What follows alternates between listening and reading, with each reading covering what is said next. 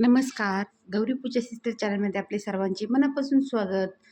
तर आज आपण गावाकडच्या पद्धतीने उकडलेल्या मिठाच्या शेंगा करणार आहोत. खूप चविष्ट होतात. आता या बघा अशा मऊसूत शिजल्या जातात आणि खूप दिवस टिकतात. तर आपण उन्हामध्ये जर ठेवल्या ना, तर आपण वर्षभर देखील या उकडून खाऊ शकतो. पण ताज्या-ताज्या खूप छान लागतात.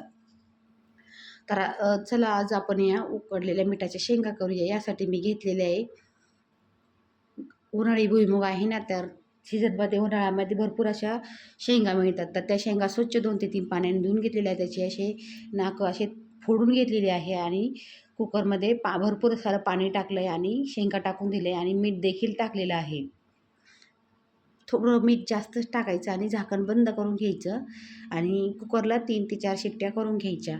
तर 4 शिट्ट्यानंतर अशा मस्तपैकी अशा आपल्या शेंगा तयार होतात. खूप छान लागतात अशा पद्धतीने केलेल्या शेंगा आणि चविष्ट देखील लागतात. आणि या वाळून आहे ना आपण उन्हाळाभर खाऊ शकतो. तर आता उन्हाळ्यामध्ये आता भरपूर अशा शेंगा भेटताय ना, ओल्या शेंगा. तर आपण नक्की करून बघा या शेंगा.